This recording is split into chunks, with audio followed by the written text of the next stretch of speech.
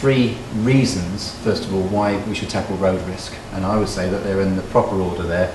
That, first of all, you have a moral obligation to your staff, and you really ought to be looking after them. You have a duty of care, which is where you then start looking at the legal side of things as well as your moral. And then finally, you've got the economic reasons, which clearly are hopefully a follow-on from doing the right thing.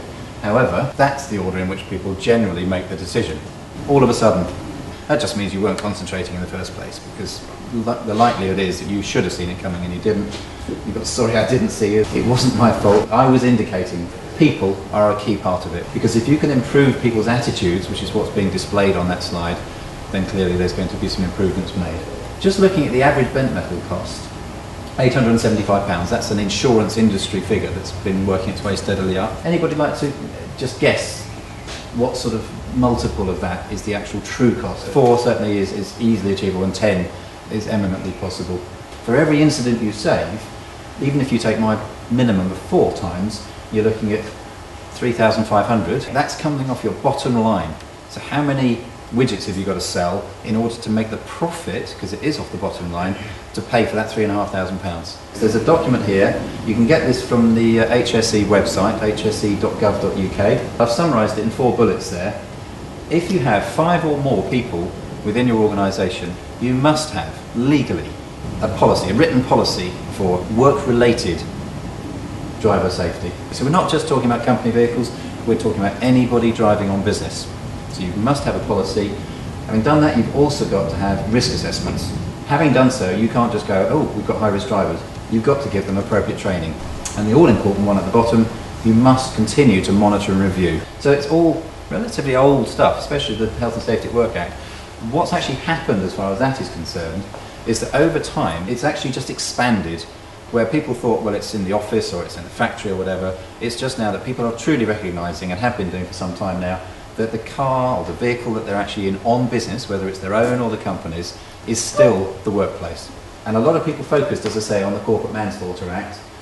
What that really does, just to clear up the issue, because a lot of people don't really understand it entirely, is it makes it easier to prosecute under a lot of the other acts that we've got there. The company can be actually fined up to 10% of global turnover.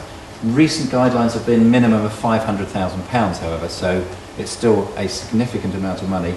Plus, they've actually got to publicise the fact that they've been successfully prosecuted, which in itself could be even more damaging than whatever the fine was off the bottom line. How we might deal with that, we've got policies and processes that need to be in place, and we've got products and services to cover that. It's different approaches to different scenarios. There's inspection services, because you do have to make sure that the vehicles are actually road safe and suitable for the purpose. Post-accident reviews and possible training requirements. Licence checks, that's something I've heard people talking about this morning already. Certainly something where it doesn't necessarily help the risk as such in terms of safety, but it's certainly a legal risk. A risk assessment, it does look at the profile, the attitude, behaviour and knowledge, the driver, the vehicle, the journey, those sorts of things, really to identify as low, medium or high risk.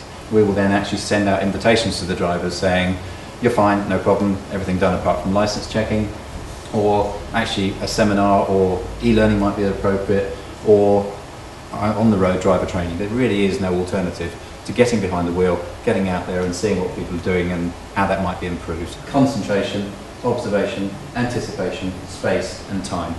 Those are the key 5 things that we're looking at.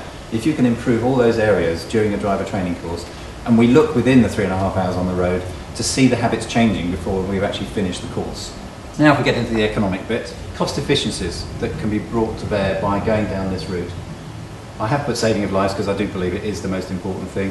You certainly do get accident frequencies, 50% eminently achievable and more. Accident costs themselves, because there's 2 things there. You might have exactly the same number of accidents, to be fair, but actually the severity of those accidents could be improved a great deal. And fuel costs probably should go right near the top, actually, because these days, if you can just save 10%, which is eminently achievable, you will actually be paying for this whole program probably than the current cost of fuel. This is a company back in 2005 who decided to test the driver training approach. They pinpointed 277 drivers, they thought, for an initial test, and that cost them £52,000 to get them trained. Which sounds quite a lot of money, but in that same insurance year, this is how quickly it had the impact, they saved £122,000. So there's obviously £70,000 net on the bottom line that they gained. in that 1 year alone. So those savings will continue because those drivers are driving more safely.